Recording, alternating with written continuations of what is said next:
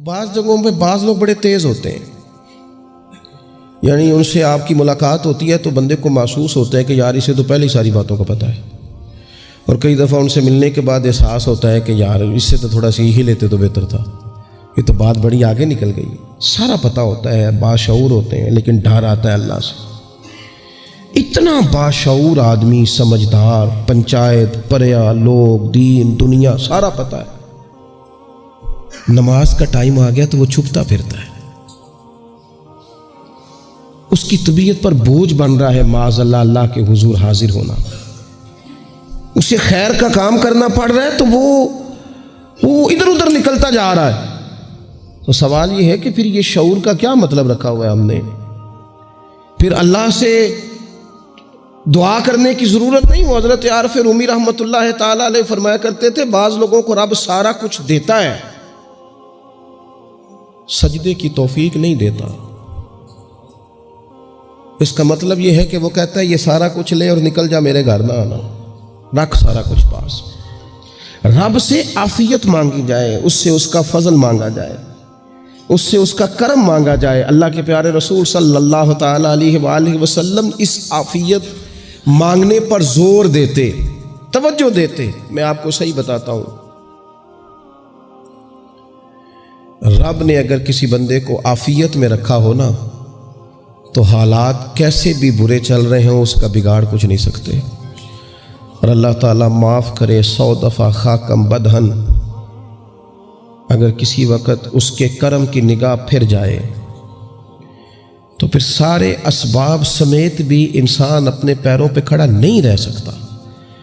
اس سے جب تک طلب کرم نہیں ہوتا، طلب عافیت نہیں ہوتی، اس کی بارگاہ سے جب تک بندہ مومن پورا رجوع نہیں کرتا، یہ عافیت اتنی اعلیٰ چیز ہے کہ نبی پاک علیہ السلام نے فرمایا اذان اور اقامت کے درمیان جو وقت ہوتا ہے اس میں دعائیں رد نہیں ہوتی۔ دعا مانگا کرو گے تمہاری اللہ اپنے فضل سے قبول کر لے گا۔ عرض کی یا رسول اللہ کیا مانگے؟ تو فرمایا عافیت مانگو رب سے۔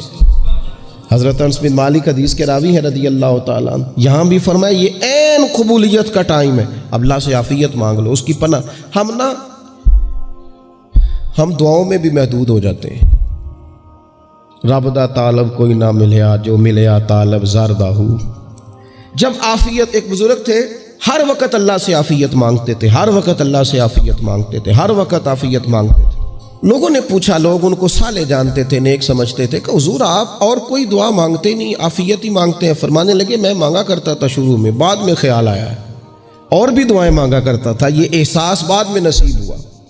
فرماتے میں مزدوری کرتا تھا، مال برداری کرتا تھا، ایک جگہ پہ ڈیوٹی کر رہا تھا تو تھک گیا، اور وہ جو کام لینے والے لوگ تھے ان کا رویہ بھی بڑا ترش تھا، تکلیف ہوئی۔ تو میں نے اپنے مالک کی بارگاہ میں عرض کی مالک اگر 2 روٹی بغیر مجھے مشقت کے مل جائے دن میں تو تیری بارگاہ تو بڑی کریم ہے۔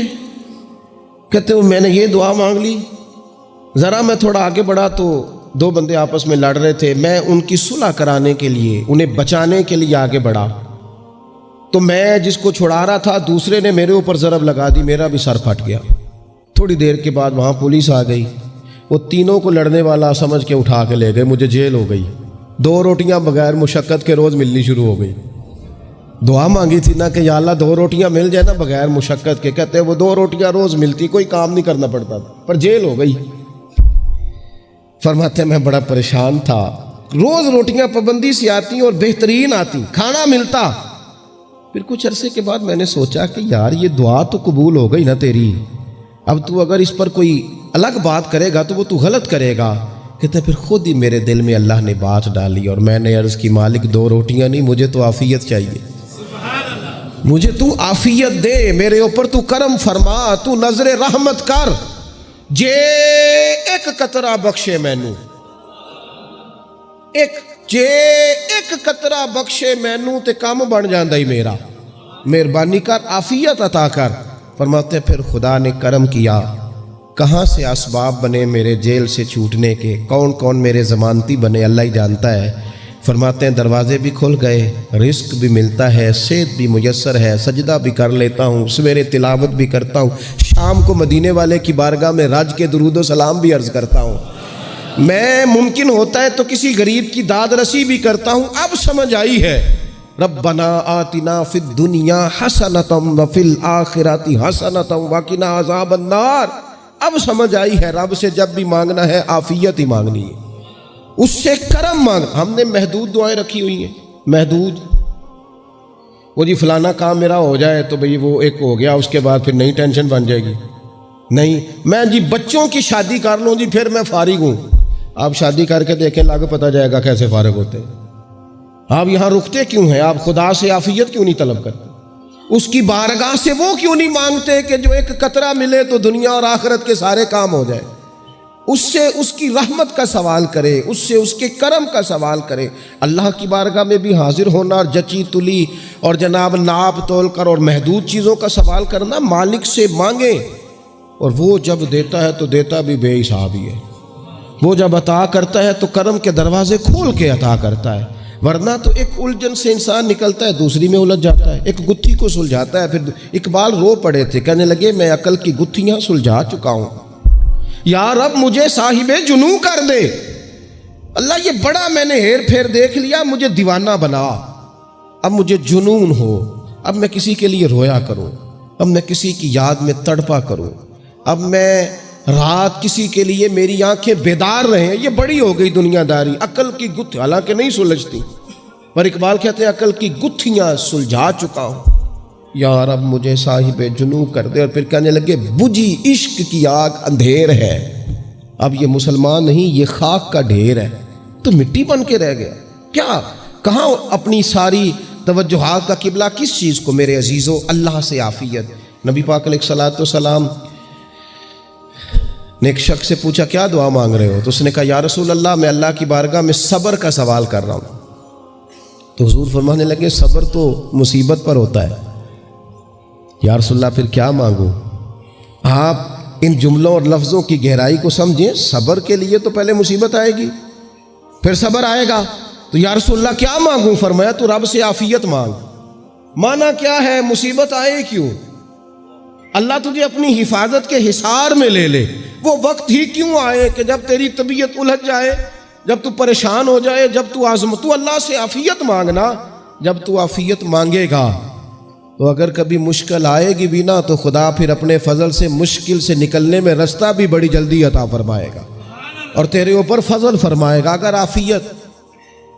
ہارون رشید نا اپنے محل کی چھت پہ ٹہل رہا تھا, سب سے اوپر والے چوارے پر, نیچے سے حضرت بہلول دانا گزر رہے تھے. اوپر اس کے ساتھ سپاہی بھی تھے, گن مین بھی تھے. اس نے کہا یہ بابا تو ذرا اوپر اٹھاؤ. انہوں نے ایک ڈولی, ایک ٹوکری سمجھ لیں, اس کو رسیاں باندھ کے نیچے پھینکا.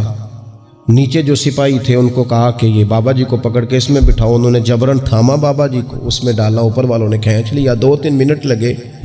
ہارون رشید کے سامنے حضرت بہلول دانا پہنچ گئے تو تھوڑے ناراض بھی ہوئے کہ یہ کوئی طریقہ تو نہیں نا بلانے کا. ملاقات ہوئی تو کہا کیوں بلایا؟ کہنے لگا ایک مسئلہ پوچھنا تھا. فرمانے لگے بادشاہ ہے نا, تیرے مسئلے پوچھنے کا بھی اپنا ہی انداز ہے, پوچھ مسئلہ. کہنے لگا بابا پوچھنا تھا کہ آپ اللہ تک کیسے پہنچے؟ حضرت بہلول دانا چپ کر گئے. 2-4 منٹ کے بعد کہنے لگے جس طرح ابھی زمین سے تیرے تک نہیں پہنچا, بالکل اسی طرح ہی پہنچ گیا اور رب کریم کی بارگاہ تک. اور وہ بھی جو اس نے کرم فرمایا ہے, ورنہ میں تو نہیں سمجھتا کہ میں پہنچ گیا. وہ بھی اگر تیری خوش گمانی ہے. ہارون رشید کہنے لگا مجھے سمجھ نہیں آئی. فرمانے لگے تو بادشاہ جو ہے اتنی جلدی کیسے سمجھ میں آئے گی تجھے بات؟ فرمانے لگے اگر میں تجھ سے ملنا چاہتا نا تو میں ایک درخواست لکھتا, پھر کسی وزیر سے سفارشی سائن کراتا, پھر وہ جمع کراتا, پھر مجھے ٹائم ملتا کہ فلاں دن فلاں تاریخ فلاں ٹائم آ جانا, پھر آ کے میں لائن میں لگتا. پھر بھی تو بادشاہ ہے, تیرا موڈ بنتا ملنے کا کہ نہ بنتا. جب میں چاہتا تو پتہ نہیں کتنا ٹائم لگ جاتا, جب تو نے چاہا ہے نا تو 1 منٹ بھی نہیں لگا. فرمانے لگے میں نے دعویٰ ہی نہیں کیا کہ میں جد و جہد کر کے پہنچوں گا. میں نے تو رب کی بارگاہ میں عاجزی کی ہے, پھر رب نے ہی کرم فرمایا ہے, اسی نے مہربانی کی ہے. مانا کہ محبت کے سفر میں ہر گام پہ 100 مشکل ہے, لیکن یہ سفر آسان بھی ہے. اگر ساتھ تمہارا ہو جائے, اس کے کرم کا ساتھ رہا ہے, اس سے عافیت مانگی ہے, اپنے آپ کو اس کے سپرد کیا ہے تو اس نے کرم کر دیا. جب تک یہ مزاج نہیں ہم بناتے کہ مالک سے عافیت کا سوال کریں, اپنے آپ کو اپنے رب کے حوالے کر دیں، اس کی رحمتوں کے سپرد کر دیں، اتنی دیر تک زندگی میں ٹھہراؤ نہیں آتا، قرار نہیں آتا۔ مشکات میں موجود ہے، اللہ کے پیارے رسول صلی اللہ تعالیٰ علیہ وسلم تیمارداری کے لیے گئے تو صحابہ کرام فرماتے ہیں وہ بندہ نا اتنا پتلا نحیف اور لاغر ہو گیا تھا جس طرح چڑیا کا بچہ ہوتا ہے، کمزوری ضعف طاری تھا۔ تو محبوب کریم نے اسے دیکھا تو بڑے کریمانہ انداز میں کریم فرمانے لگے، تو کوئی دعا نہیں مانگتا، تو عافیت نہیں مانگتا اللہ سے؟ عرض کی یا رسول اللہ صلی اللہ تعالیٰ علیہ وسلم، میں نے اپنے رب کی بارگاہ میں عرض کی ہے مالک قیامت کا عذاب بڑا سخت ہے، میں نہیں برداشت کر سکتا، تو نے اگر مجھے کوئی سزا دینی ہے تو یہیں دے لے، قیامت کو نہ دینا۔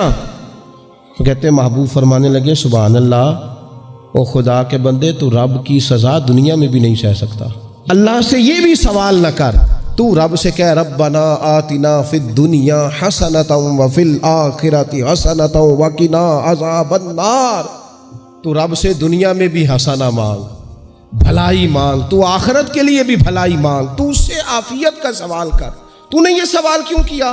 عرض کی یا رسول اللہ کرم ہو گیا ہے، مجھے سمجھ آ گئی، اب میں اسی طرح ہی کروں گا۔ عزیز دوستو، ہم کہاں سہ سکتے ہیں؟ ہم دنیا میں رب کی سزا ہم نہیں سہ سکتے، ہم کمزور ہیں، تو گرمی نہیں سہ سکتے، شدید سردی نہیں سہ سکتے، شدت کی بھوک لوگ نہیں سہ سکتے، کوئی آزمائش نہیں سہ سکتے۔ وہ جو لوگ بعض اوقات کہہ دیتے ہیں نا جی فلاں چیز ہمارے اعمال کا نتیجہ ہے، تو میں کیا کرتا ہوں نہ کو یار، ہم تو یہ بھی نہیں سہ سکتے، ہم کہاں برداشت کر سکتے ہیں، ہمیں تو وہ معاف ہی فرمائے، ہم حساب والے ہے ہی نہیں، ہم تو صرف معافی والے ہیں۔ ہم سے نہ حساب پوچھے، اس نے حساب پوچھا تو پھر تو بڑی مشکل ہو جائے گی، اگر اس نے حساب پوچھا تو بڑی رسوائی ہو جائے گی، اگر حساب پوچھا تو مشکلات سامنے دکھائی دینے لگ جائیں گی۔ ہم سے تو وہ درگزر والا معاملہ کرے، ہم سے تو وہ کہے جا میں نے محبوب کے صدقے تجھے معاف کیا، جا تیرے لیے رحمت اور بخشش والا فیصلہ